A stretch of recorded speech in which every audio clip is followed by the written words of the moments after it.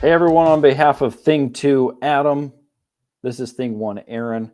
Oh, you're in a baseball brouhaha, which means we're having a cup of coffee and having a daily baseball fracas. Adam, today we're talking long at bats, and you got a question on tap for us, inspired by one Freddie Freeman. What we got?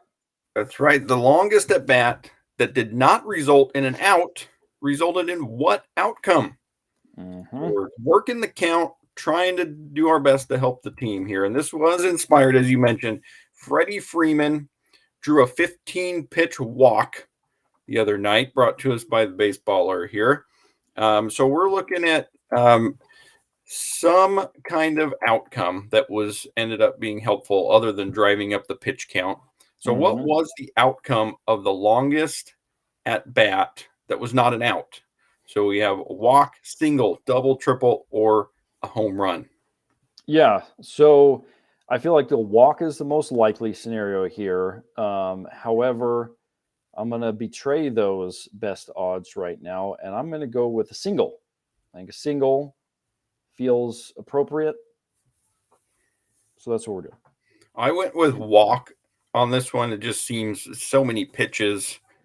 Part of the challenge is it's you're working the count. Mm-hmm. So I just went with walk. Let's see what we got.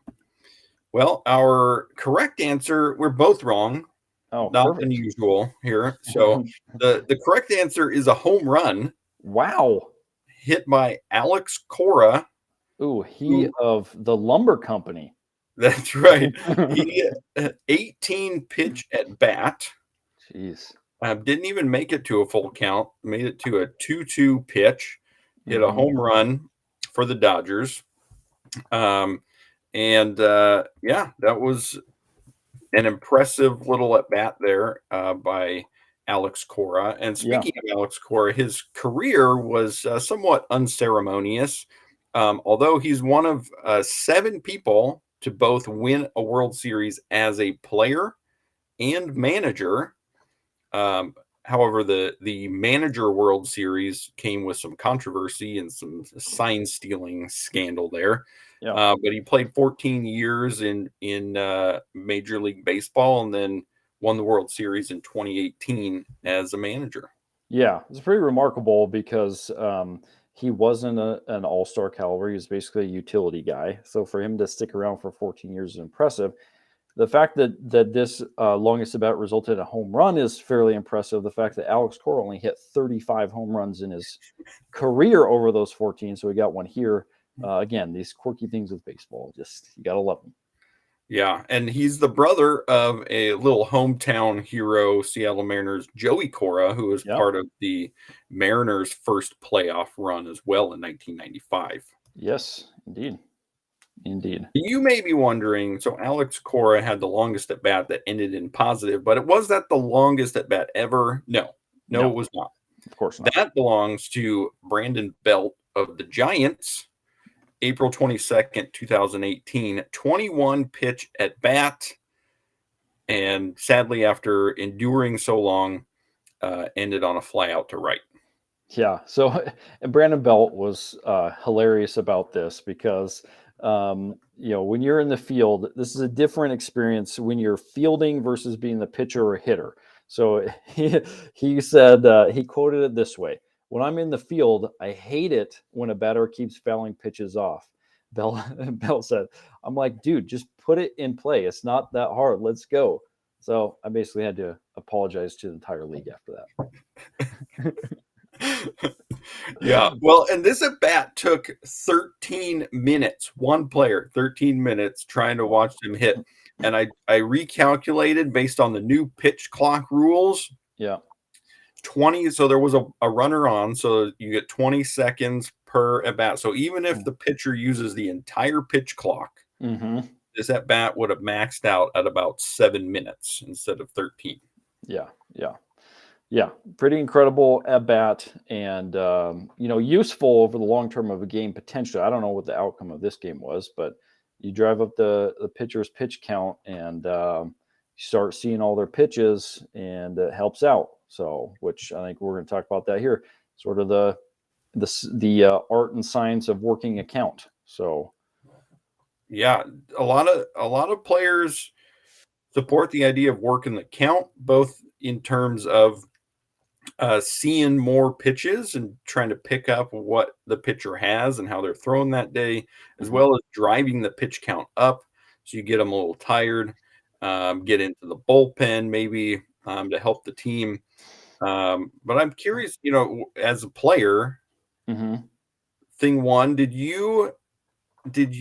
was that on your mind? Were you trying to drive up the pitch count, work the count? So I don't feel like I really ever like went into the mindset of like I'm gonna drive up the pitch count.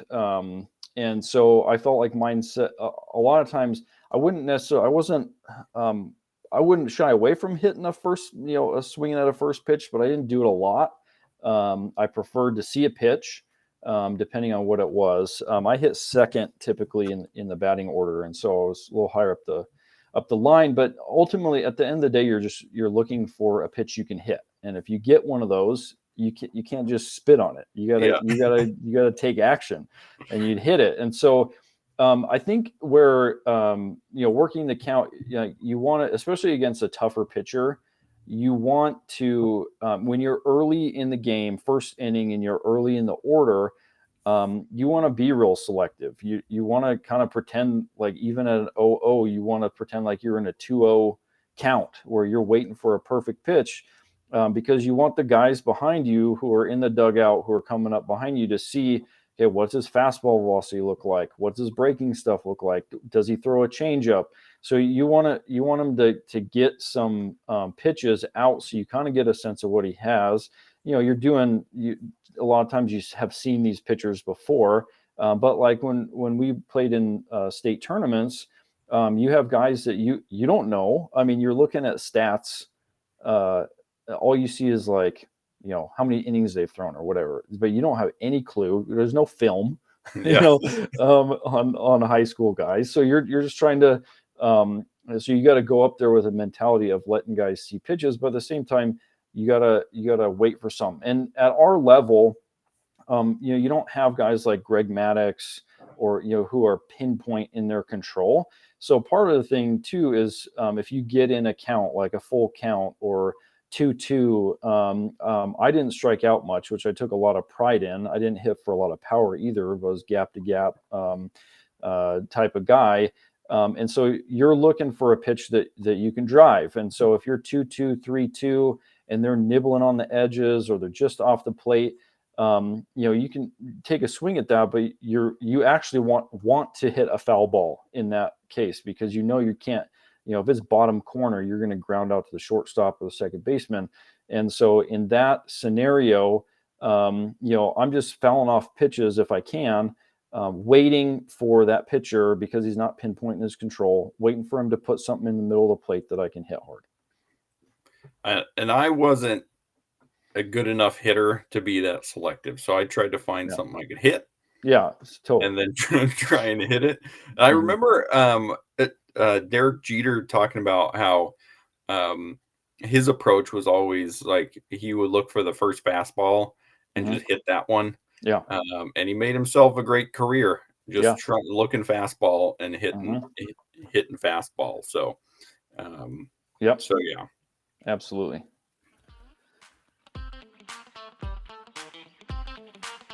What that sound means, it's story time. So for today's story time, I'm going back to my career, and the only at bat that I remember when I was sort of celebrated for working the count to a long at bat was Mhm. in the state tournament, our senior year, where we finished second. But this was in the semifinal game. I came to bat in the second inning, and I think I had like a 10-ish pitch at bat where I was fouling Mhm. off pitches. It ended in a strikeout, unfortunately. But I came back and everyone was like, "Hey, nice job working the count." And but we won the game, Yep. um, made it to the championship. That was a really fun experience. But that's really the only at bat that I can remember from my career where someone was like, "Hey, nice job working the count." Yeah, so I don't have any specific memories of me being in a bat, working the count like that, but I do remember being on the other side of it.